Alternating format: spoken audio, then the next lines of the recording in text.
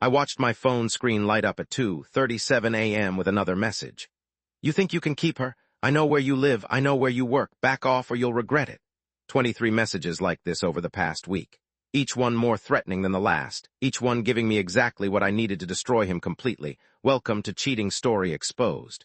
Real stories, real justice, no sugarcoating. You know what? I notice many of you watching haven't hit that subscribe button yet.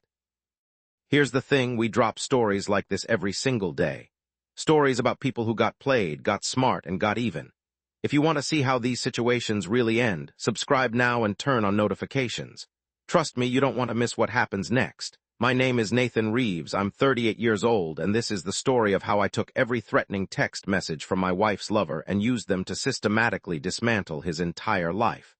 No confrontation, no violence. Just evidence, strategy, and perfect timing. 6 months before those threatening texts started, I thought I had everything figured out. 15 years of marriage to Claire. 2 kids, Owen and Lily, 13 and 10. I ran a successful consulting firm specializing in corporate risk management. The irony of that title wouldn't hit me until later. Claire worked as a marketing director for a regional healthcare company. We had the house, the cars, the family vacations. From the outside, we looked perfect. The first crack appeared on a Tuesday evening in March. Claire came home late again the 3rd time that week. She blamed a project deadline. I didn't think much of it initially. Healthcare marketing had busy seasons, but something in her demeanor had shifted. She was distracted during dinner. Her phone was face down on the counter constantly. She started taking calls in the garage. I'm not a jealous man by nature. I trust until given a reason not to. But I'm also not an idiot. 15 years of marriage teaches you your spouse's patterns. Claire's patterns had changed dramatically. The second crack came when Owen asked me why Mom was texting someone named Ryan so much.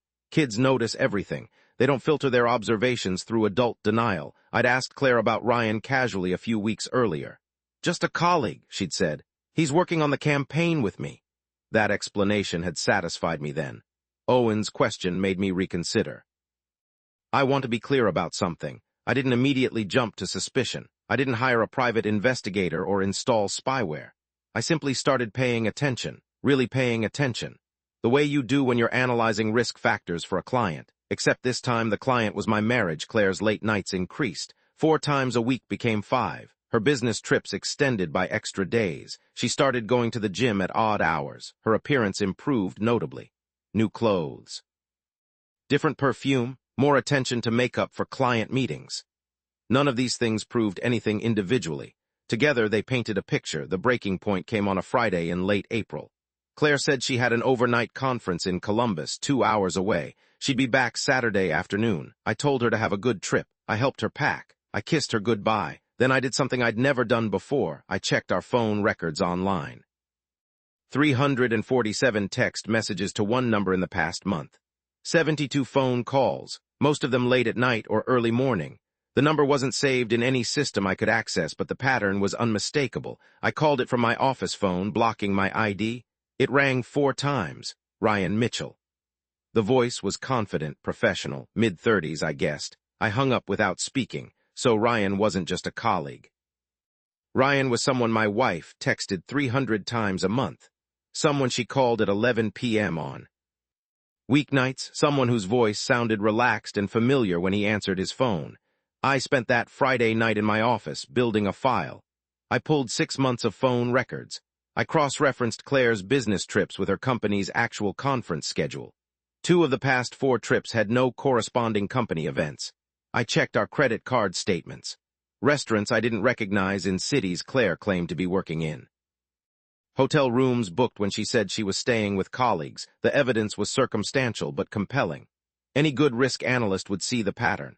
My wife was having an affair with Ryan Mitchell. The rational next step would have been confrontation. Ask her directly.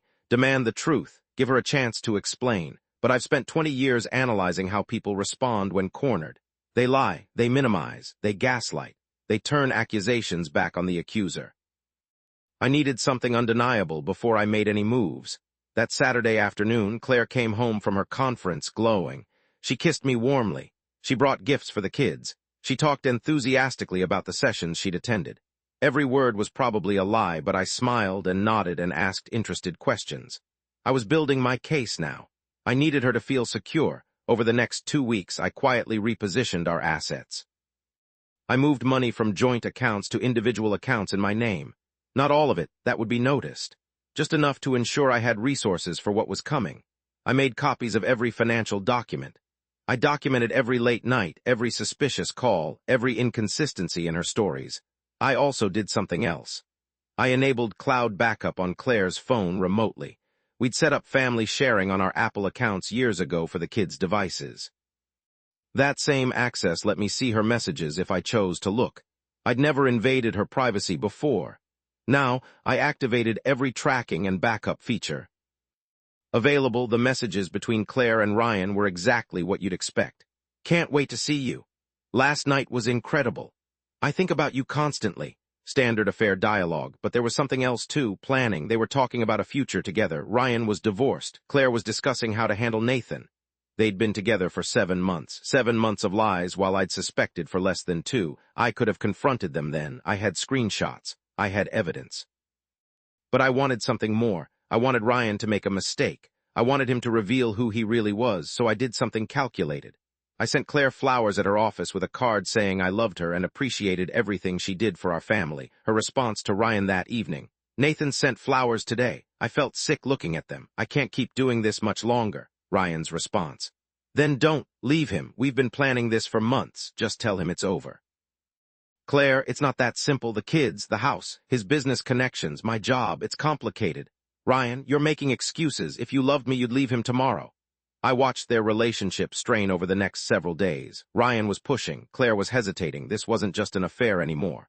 Ryan wanted her to blow up our family, and Claire was considering it seriously. That's when Ryan made his first direct move against me. A Saturday afternoon in early May. I was at Owen's baseball game. My phone buzzed with a text from an unknown number. "Claire doesn't love you anymore. She's with me now. Do the right thing and let her go." I stared at that message for 30 seconds. The arrogance, the presumption, the sheer stupidity of texting your mistress's husband from your actual phone number. I saved the message immediately. Then I replied, "I don't know who this is. I think you have the wrong number." Playing dumb was strategic. I wanted to see what do next. His response came within minutes. "You know exactly who this is. Claire's told me everything about you, about your marriage, about how unhappy she is. You're holding on to something that's already over. Be a man and let her go." Beautiful, absolutely beautiful. He was creating a documented record of his affair with my wife, threatening me and insulting me, all in text messages he was too arrogant to realize I'd keep forever. I responded again. "I think there's been a misunderstanding.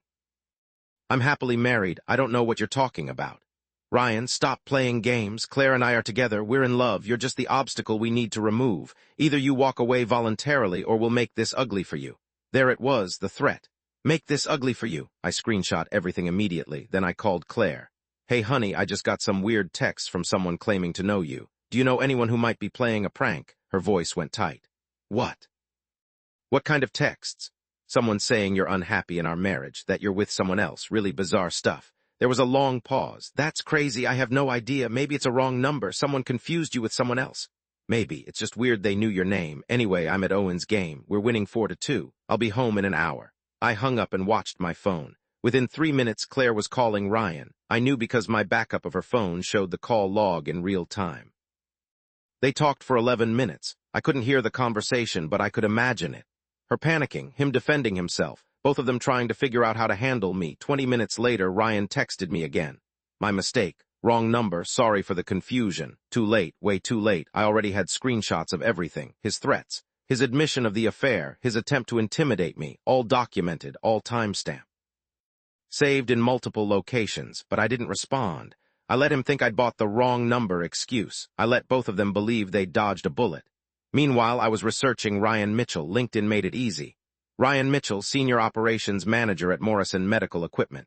The same healthcare industry Claire worked in. That's how they'd met. Some industry conference or supplier meeting. His profile showed he'd been divorced for 3 years, 2 kids based on his photos. He lived in Riverside, about 40 minutes from us. He reported directly to a vice president named Thomas Chen. I found his Facebook. Privacy settings were weak. Public photos showed him at bars, at sporting events, at what looked like dating situations with various women. This wasn't a man in a serious, committed relationship. This was a player who'd found a married woman vulnerable enough to believe his promises. I also found his wife, ex-wife, Melissa Mitchell. Her Facebook was more locked down, but her profile picture showed her with 2 teenage daughters. I sent her a friend request from a fake account I'd created weeks earlier under a generic name. She accepted within a day. Now I had access to Ryan's ex-wife's posts, and what I found was illuminating. Comments from friends asking if she was okay, supportive messages about getting through this. A post from 8 months ago saying, "Some people will never change. Trust your instincts, ladies." Timeline matched. Ryan had probably cheated during his marriage, too. That's why Melissa had left him. This wasn't Claire falling in love with a good man in a bad situation. This was Claire being manipulated by a serial cheater who saw married women as easy targets. I could have shown Claire all of this, exposed Ryan for who he was, saved our marriage through evidence and intervention. But here's what I'd learned about affairs through my work with corporate investigations.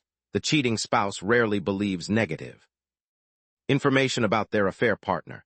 They're too emotionally invested.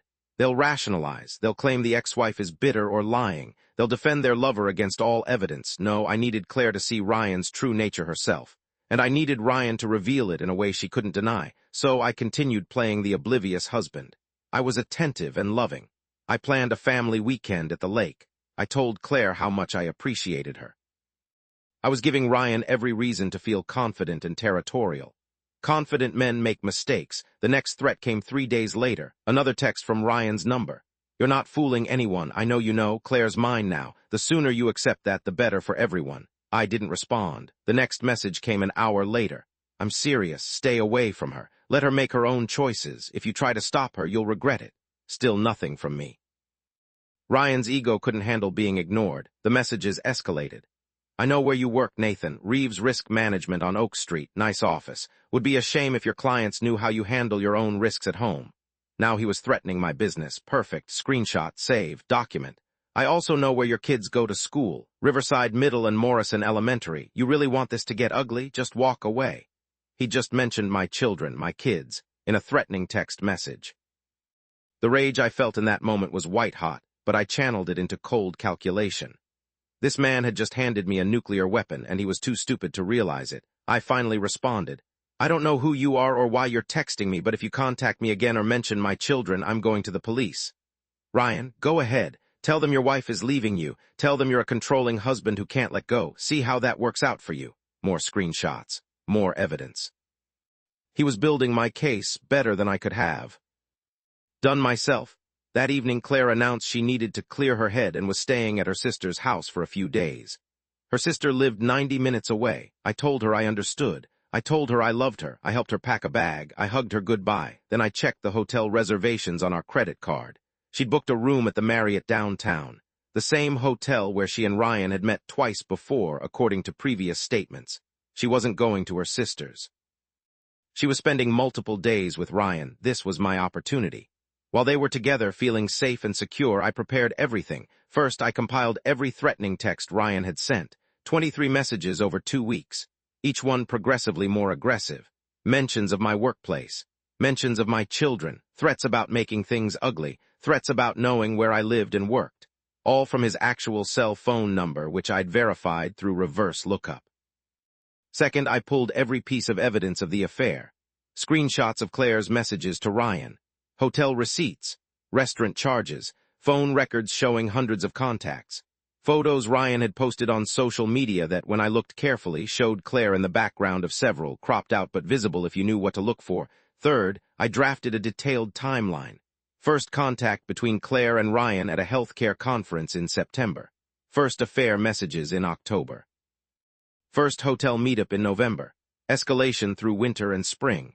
Ryan's first threatening text to me in May. The complete progression. Fourth, and most importantly, I identified Ryan's vulnerabilities. His employer had a strict ethics policy about relationships with vendors and clients.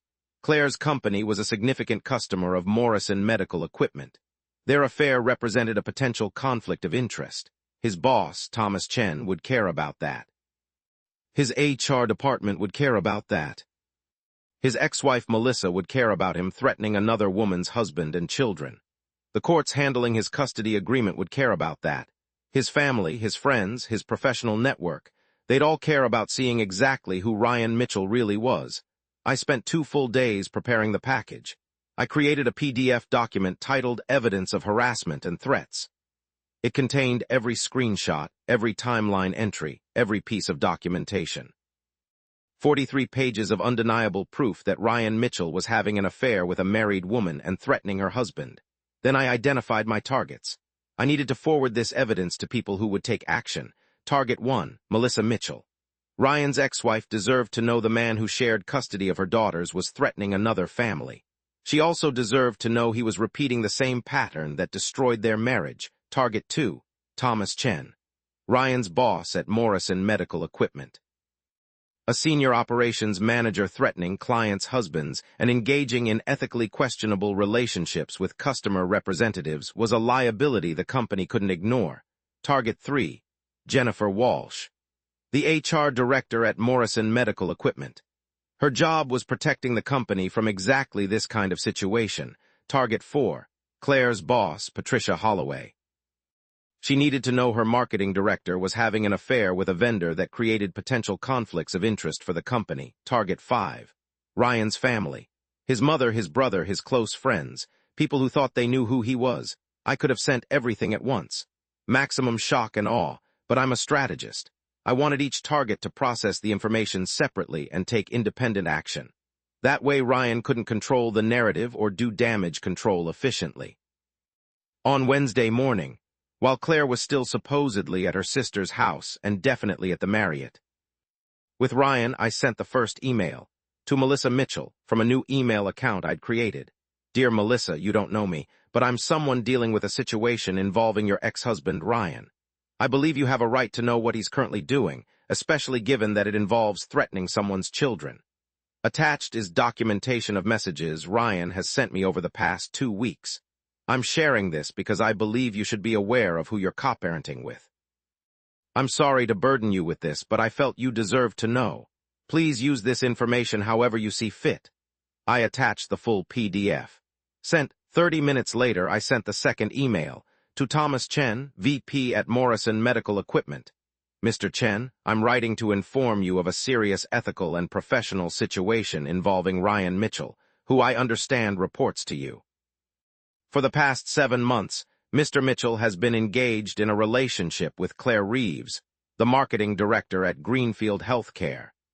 Greenfield is a significant customer of Morrison Medical Equipment. Additionally, Mr. Mitchell has been sending threatening messages to me, Claire's husband, including references to our children and my workplace.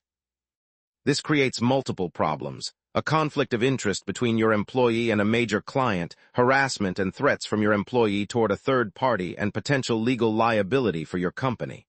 I've attached comprehensive documentation. I trust you'll handle this appropriately. Attached PDF. Sent 20 minutes after that, the third email. To Jennifer Walsh, HR Director.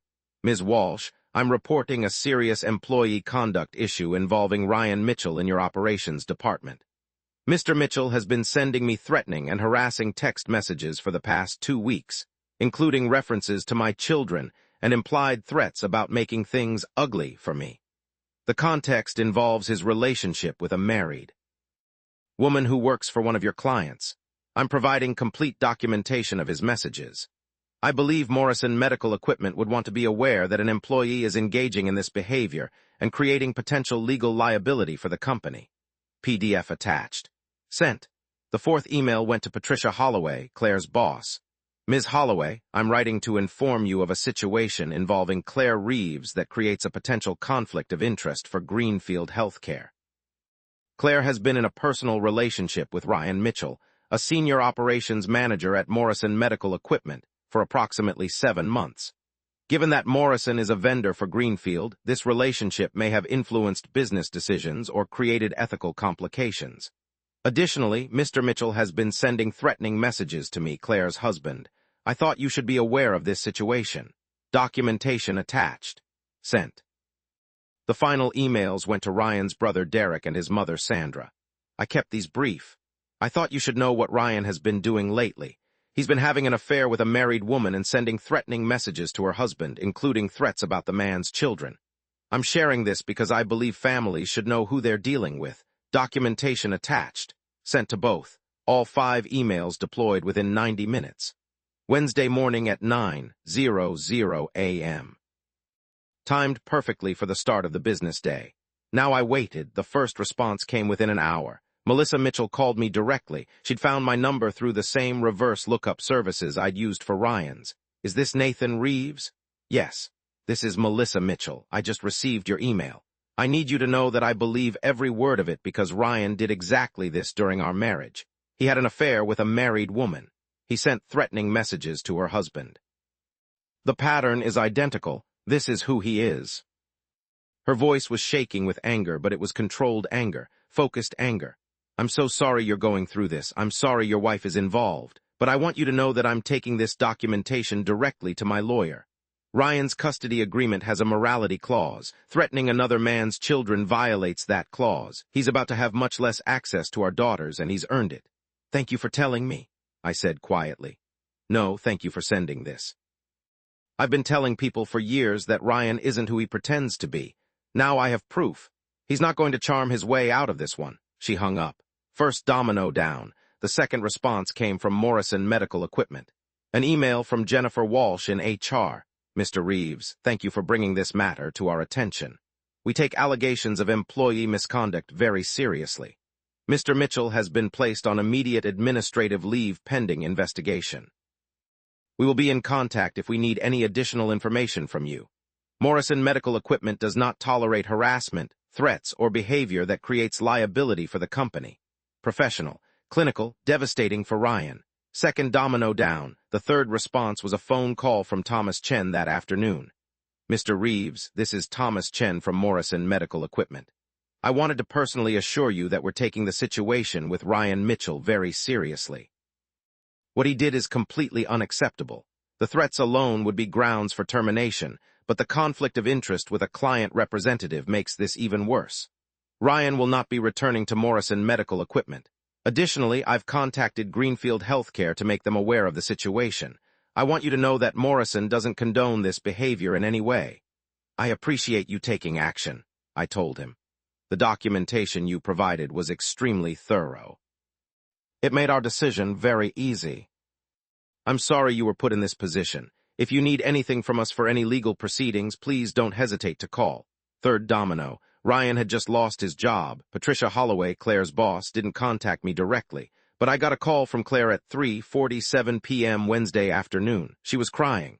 Nathan, what did you do? What did you send to people? I sent the truth, Claire. I sent evidence of everything that's been happening. My boss called me in today. She knows about Ryan. She knows everything. She's talking about ethics violations and conflicts of interest. I might lose my job. You might, I agreed calmly. That's what happens when you have an affair with a vendor and compromise your professional integrity. How long have you known? Long enough to watch you lie to me every day, long enough to document everything, long enough to watch your boyfriend threaten our children. Ryan didn't threaten the kids. He would never. Claire, I have the messages. He mentioned their schools by name. He said it would be a shame if things got ugly. Those are threats. Those are the kind of threats that end careers and custody arrangements. Oh my God, what have you done? What did you send? Who did you send it to? Everyone who needed to see who Ryan Mitchell really is, his ex-wife, his employer, his family, your employer, everyone. She was sobbing now. You've ruined everything. You've destroyed both of our lives. How could you be so cruel? Cruel? I forwarded text messages your boyfriend sent me. Messages where he threatened me and our children. If that ruins his life, Claire, that's not cruelty, that's consequences. If that affects your career, that's not cruelty, that's accountability. You both made choices. I just made sure those choices had appropriate results. I can't believe you did this. I can't believe you would be so vindictive. I'm not vindictive, Claire. I'm methodical. There's a difference. Come. Home, we need to talk about how we're handling the divorce, because we are getting divorced. That part isn't negotiable anymore. She hung up on me, but she came home 3 hours later. She looked destroyed, eyes red, face blotchy. She walked into our bedroom without saying anything. I stayed in my office. An hour later, her phone rang. I heard her answer. I heard her side of the conversation. Yes, I know. Yes, I heard. No, I don't know how he got everything. Because you sent him threatening texts, Ryan. You mentioned his children. What did you think would happen? His lawyer is saying what? Oh my God, your ex-wife did what? They suspended your custody. Well, maybe you shouldn't have threatened another man's kids. No, I can't help you. I'm dealing with my own career imploding because you couldn't keep things professional. No, I don't know what we're going to do now. Everything is ruined. She was yelling by the end. Then silence. Then more crying. I felt no satisfaction in that moment, just cold vindication. This was exactly what needed to happen. Thursday morning, Claire didn't go to work. She stayed in our bedroom. I took the kids to school and came back to find her sitting at the kitchen table. We need to talk, I said. I know. I have a question first. When were you planning to tell me? Or were you just going to let Ryan's threats push me out of my own family? She didn't answer immediately. Then, I don't know. I wasn't thinking clearly. I was just caught up in something that felt good. That felt exciting. I know that sounds stupid. It sounds selfish, Claire. It sounds like you decided your excitement was worth more than 15 years of marriage and our kids' stability. You're right, it was selfish, but you didn't have to destroy Ryan's entire life over it. Yes, I did, because Ryan wasn't just having an affair with you. He was threatening me. He was mentioning our children. He was trying to intimidate me out of my own family. That's not romance, Claire. That's predatory behavior, and I don't negotiate with predators. I eliminate threats. She stared at me.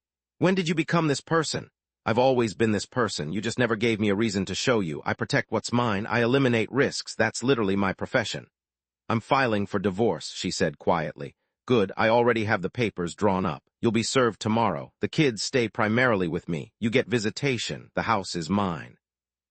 Your retirement accounts stay yours. We split savings 50-50 after debts. You'll find the terms very fair given the circumstances. You had divorce papers ready? Claire, I've had divorce papers ready since I confirmed the affair 6 weeks ago. I've been waiting for the right moment to deploy them. Ryan's threats gave me that moment. Now everything happens on my timeline, not yours. Her face crumpled. I really messed up, didn't I? Yes. You destroyed our marriage for someone who turned out to be exactly what his ex-wife warned everyone he was. A manipulative cheater who can't handle being told no. What do I tell the kids? We tell them together that we're getting divorced. We tell them it's between us and has nothing to do with them. We don't mention Ryan. We don't mention affairs. We keep it as simple and clean as possible. They don't need the details. They just need to know both their parents love them. She nodded, tears streaming down her face. I'm sorry, Nathan, I really am. I know you are, but sorry doesn't fix this. Sorry doesn't undo 7 months of lies. Sorry doesn't erase Ryan threatening our children. We're past sorry now. We're at consequences. The next several weeks moved fast. Claire was placed on administrative leave by Greenfield Healthcare while they investigated the conflict of interest situation. Ryan was terminated by Morrison Medical Equipment. His ex-wife filed for modification of their custody agreement based on his threatening behavior, and a judge reduced his parenting time from 50% to supervised visits only. Ryan tried to contact me twice, both times through email since I'd blocked his number. The first email was apologetic.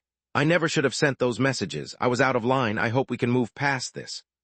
I didn't respond. The second email was angry. You destroyed my life over some text messages. I lost my job, my custody, everything. Was it worth it? Did making me suffer make you feel better? I forwarded that one to my attorney without responding. Claire moved into an apartment near downtown. We shared custody of Owen and Lily, though they stayed primarily with me during the school week. The kids handled it better than I expected. Kids are resilient when parents keep their drama away from them. The divorce was finalized in September, 4 months after I'd sent those initial emails. Claire got her job back eventually, with a written warning in her file about professional conduct. She stopped seeing Ryan completely. He'd shown his true colors when everything collapsed, blaming her for his own consequences. Ryan filed for unemployment and tried to rebuild his career in medical equipment sales. But our industry is smaller than people realize. Word spreads. Thomas Chen made sure other employers knew why Morrison had terminated him. Ryan's reputation was permanently damaged. His ex-wife Melissa and I stayed in occasional contact. She was grateful for the documentation that helped her protect their daughters. She'd been trying to prove Ryan's character for years. I'd handed her everything she needed. As for me, I threw myself into my work and my kids. Owen made the travel baseball team. Lily discovered a passion for piano. I coached, I drove to lessons, I made dinner, I helped with homework. I built a life that didn't include Claire's lies or Ryan's threats. The most satisfying moment came about 6 months after everything exploded. I was at Owen's playoff game when I saw Ryan across the field. He was there for his supervised visit with his daughters. He saw me. For a moment, I thought he might approach, but he didn't. He just turned away and walked in the opposite direction. That's when I knew it was really over. He had no power anymore, no leverage, no ability to threaten or intimidate. Just consequences he'd earned through his own arrogance. People have asked me since then if I regret how I handled everything. If I should have tried to save my marriage instead of destroying Ryan's life. Here's my answer. I didn't destroy Ryan's life. Ryan destroyed Ryan's life by making threats he should never have made. I just made sure those threats had appropriate consequences. As for my marriage, it was already over the moment Claire chose to lie to me for 7 months. The moment she chose excitement over integrity. The moment she allowed Ryan to threaten her husband and children. I didn't end our marriage. She did. I just refused to pretend otherwise. The lesson I learned through all of this is simple. Documentation beats emotion every time. When someone threatens you, when someone tries to intimidate you, when someone thinks you're too weak to fight back, collect evidence. Build your case. Wait for the right moment. Then deploy everything strategically and watch them collapse under the weight of their own actions. Ryan thought I'd be too hurt or too scared to respond to his threats. He thought mentioning my workplace and my kids would make me back down. He was completely wrong. I'm not the type of man who backs down when my family is threatened. I'm the type who waits, prepares, and strikes with precision. Claire thought I didn't know about the affair. Thought I was the oblivious husband too busy with work to notice her late nights and suspicious behavior. She underestimated how carefully I pay attention. She underestimated how much information is available when you know where to look. They both learned the same lesson: never underestimate someone just because they choose to stay quiet. Silence isn't weakness. Sometimes it's strategy. A year after everything ended, I'm in a good place. The business is thriving. Turns out corporate risk management is even more in demand when you have a reputation for thoroughness. The kids are adjusted and happy. Owen's team won the regional championship. Lily performed her first piano recital. I'm dating someone new, Sarah, a high school teacher I met through mutual friends. She's kind, honest, and refreshingly drama-free. Claire reached out a few months ago asking if we could talk. She wanted closure, she said, wanted to apologize properly. I agreed to meet for coffee. She looked different, older, more worn down. She told me she'd been in therapy, that she understood now what she'd thrown away, that she wished she could go back and make different choices. I listened politely. When she finished, I said, "I appreciate you telling me all of that, Claire. I hope therapy helps you figure out why you made the choices you made. But I need you to understand something. I've moved on, completely. What we had is over. Not because I'm angry anymore, but because I built a life that doesn't include you beyond co-parenting. I hope you find happiness. I really do. But you won't find it with me." She cried a little, nodded, thanked me for listening. We haven't had that conversation again since. As for Ryan, I have no idea where he ended up. I don't check his social media. I don't ask around. He's irrelevant to my life now. He tried to threaten me, tried to take what was mine, and he learned that some men don't respond to threats with fear. They respond with strategy. Looking back, I think about those late nights in my office, building files and collecting evidence. I think about how close I came to confronting them emotionally without preparation. If I had, they would have denied everything. They would have gaslit me.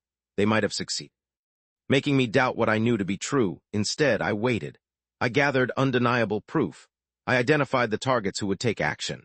And when I deployed everything, there was no room for denial, no opportunity for manipulation, no chance for them to control the narrative.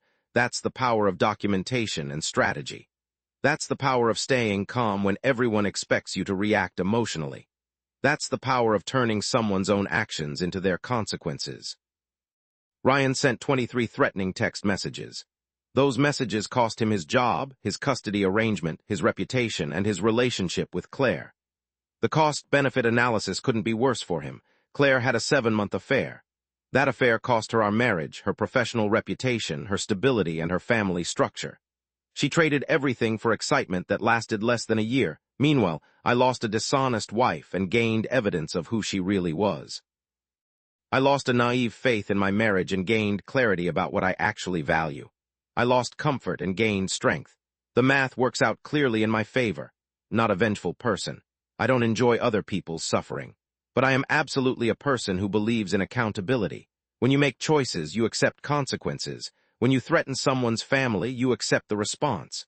When you lie to someone for months, you accept losing their trust forever. Ryan and Claire made their choices.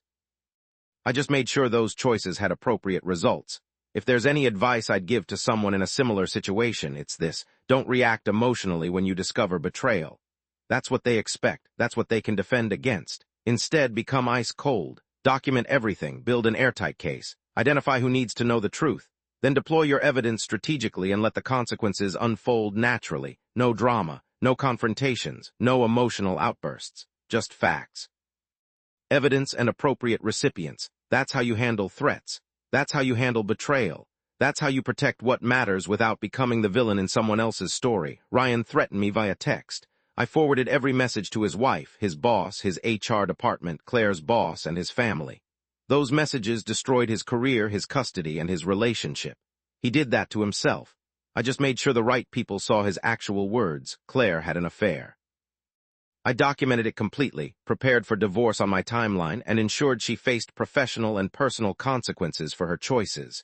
She destroyed our marriage. I just refused to pretend otherwise. Now I'm building something better with people who value honesty. My kids are thriving. My business is growing. My personal life is stable and drama-free. Meanwhile, Ryan is unemployed with supervised visitation and a ruined reputation. Claire is alone in an apartment dealing with therapy and regret. The contrast isn't because I'm vindictive. It's because I made better choices when tested. I chose strategy over emotion. I chose evidence over confrontation. I chose accountability over enabling. That's the real lesson here. When someone threatens what you value, you don't respond with threats in return. You don't sink to their level. You simply ensure their own actions have consequences. You collect evidence. You build your case. You identify targets. You deploy strategically. You let the consequences unfold. You stay calm throughout. That's not revenge. That's justice. And justice doesn't require anger. It just requires thoroughness. Ryan and Claire learned that the hard way. I hope they've learned something valuable. But honestly, whether they learned anything or not isn't my concern anymore. I learned what I needed to learn, that I'm capable of handling betrayal with strategy instead of emotion. That I can protect my family without becoming the aggressor. That documentation and patience are more powerful than anger and confrontation. Those lessons serve me every day now. In business, in co-parenting, in new relationships, in life. So when I look back at those threatening texts, at those 7 months of lies, at everything that happened, I don't feel anger anymore. I don't even feel satisfaction at their consequences. I just feel grateful that I handled it the right way, the strategic way. The way that protected my kids and preserved my integrity while ensuring appropriate accountability. That's worth more than any revenge could ever be. Nathan Reeves, corporate risk management consultant, single father, strategic thinker, living proof that the best response to threats isn't more threats. It's evidence, strategy, and letting consequences happen naturally. Ryan thought he could intimidate me into giving up my wife and family. Instead, he lost his job, his custody, and his reputation. Claire thought she could have excitement without consequences. Instead, she lost her marriage, her stability, and her family structure. I thought I had a happy marriage. Instead, I discovered I had something better: the strength to handle betrayal with strategy, the discipline to document everything, and the wisdom to let consequences do the work. That text message at 2:37 a.m. that started all of this. Back off or you'll regret it. Ryan was wrong about who would end up with regrets. Subscribe to Cheating Story Exposed for more stories about strategic justice, documented revenge, and watching consequences unfold exactly as they should.